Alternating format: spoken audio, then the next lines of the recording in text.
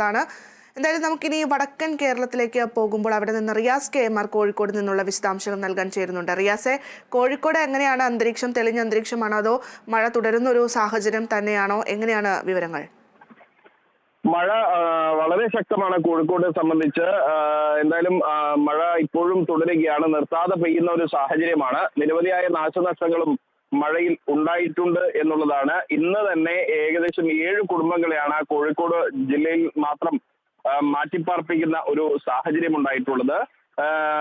അതായത് പ്രധാനമായും പറയേണ്ട ഒരു കാര്യം, ഫറോക്ക് ചുങ്കത്ത് കള്ളിത്തൊടിയിൽ നൊടിച്ചിപ്പാറപ്പറമ്പിൽ വാടകയ്ക്ക് താമസിക്കുന്ന ഒരു സ്ത്രീ കനത്ത മഴയിൽ വീട് തകർന്നതോടുകൂടി അതിനകത്ത് കുടുങ്ങിപ്പോകുന്ന ഒരു സാഹചര്യം ഉണ്ടായിരുന്നു.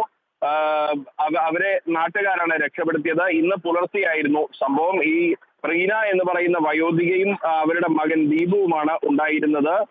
ചുങ്കം സ്വദേശിയായ ആഷിഖ് എന്നയാളുടെ ഉടമസ്ഥയിലുള്ള വീടാണ് തകർന്നത്. ഇവരെ നാട്ടുകാർ ഈ തകർന്ന ഭിത്തി മാറ്റി ഈ സ്ത്രീയെ രക്ഷപ്പെടുത്തുകയായിരുന്നു ഉണ്ടായിരുന്നത്. കൂടാതെ കോഴിക്കോട് തലക്കുളത്തൂരിൽ കിണർ ഇടിഞ്ഞ് താഴുന്ന ഒരു സാഹചര്യം ഉണ്ടായി.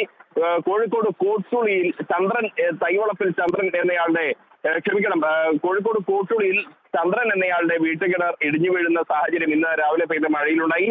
കോഴിക്കോട് തലക്കുളത്തൂരിലും സമാനമായ സാഹചര്യം. കോഴിക്കോട് തലക്കുളത്തൂരിൽ തൈവളപ്പിൽ നഫീസയുടെ വീട്ടുകിണറാണ് ഇടിഞ്ഞു വീണത്.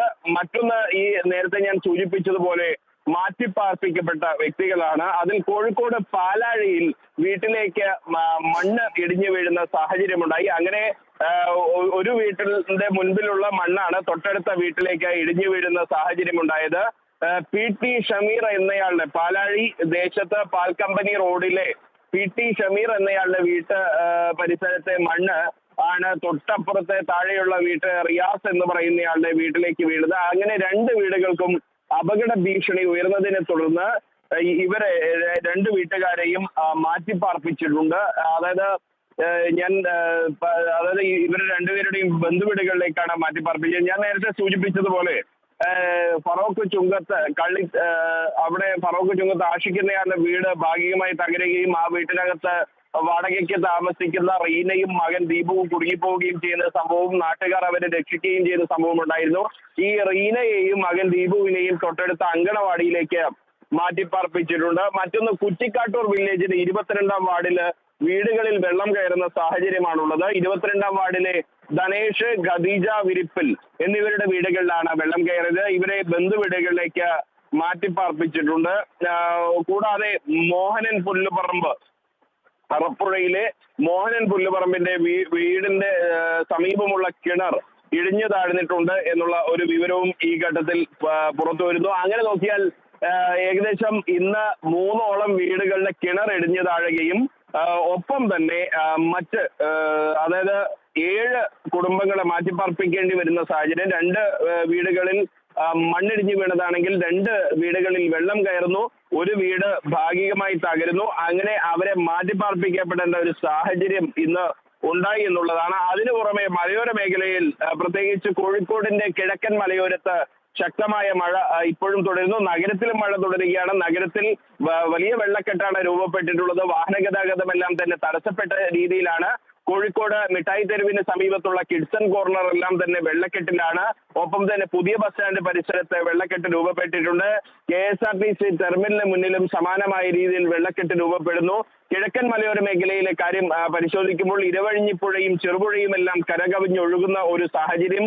പുഴകളുടെ തീരത്തുള്ള താഴ്ന്ന പ്രദേശങ്ങളിൽ വെള്ളം കയറിയിട്ടുണ്ട്. എന്നാൽ വീടുകൾക്ക് വലിയ ഒരു ദുരിതം ഈ ഘട്ടത്തിൽ ഉണ്ടായിട്ടില്ല. പക്ഷെ മഴ തുടരുകയാണെങ്കിൽ ഈ പുഴകളുടെ തീരത്തുള്ള ആളുകളെ കൂടി മാറ്റിപ്പാർപ്പിക്കപ്പെടേണ്ട ഒരു സ്ഥിതി ഉണ്ടാകും. ചെറുപുഴയുടെ തീരത്തുള്ള കാരശ്ശേരി കുമരനല്ലൂർ പഞ്ചായത്ത് ഗ്രൗണ്ടിൽ വെള്ളം കയറിയിട്ടുണ്ട്. ഇരുവഴിഞ്ഞിപ്പുഴയുടെ തീരത്തുള്ള മുക്കത്ത് നിന്നും ചോളോട് പോകുന്ന റോഡിൽ വെള്ളം കയറി ഗതാഗതം തടസ്സപ്പെട്ട ഒരു സാഹചര്യം ഉണ്ടായിട്ടുണ്ട്. മാത്രമല്ല, ഈ കോഴിക്കോട് ജില്ലയുടെ അതിർത്തി പങ്കിടുന്ന മലപ്പുറം ജില്ലയിലെ എടവണ്ണപ്പാറ വാഴക്കാട് പണിക്കരപ്പാറയിൽ ഓടിക്കൊണ്ടിരുന്ന ബസ്സിന് മുൻപിലേക്ക് വലിയ മരം വീണ് അപകടമുണ്ടായി. ബസ്സിന്റെ മുൻഭാഗം മാത്രമാണ് തട്ടിയത്. ഒരു നിമിഷം വൈകിയിരുന്നെങ്കിൽ ആ മരം ബസ്സിന് മുകളിലേക്കായിരുന്നു വീഴേണ്ടിയിരുന്നത്. നിറയെ യാത്രക്കാരുമായി സഞ്ചരിക്കുകയായിരുന്ന ബസ്സായിരുന്നു അത്. നിലവിൽ ബസ് ഡ്രൈവർക്ക് മാത്രമാണ് ഒരു നിസ്സാരമായ പരിക്കേറ്റുള്ളത്. ഭാഗ്യം കൊണ്ട് മാത്രമാണ് വലിയ ദുരന്തം ഒഴിവാകുന്ന ഒരു സാഹചര്യം ഉണ്ടായത്. എന്തായാലും കോഴിക്കോട് ജില്ലയെ സംബന്ധിച്ച് കനത്ത മഴ ഇപ്പോഴും തുടരുകയാണ്. കോഴിക്കോട് നഗരത്തിലും മലയോര മേഖലകളിലും വലിയ നാശനഷ്ടങ്ങളും ഉണ്ടായിട്ടുണ്ട് എന്നുള്ളതാണ് ഈ മഴയിൽ.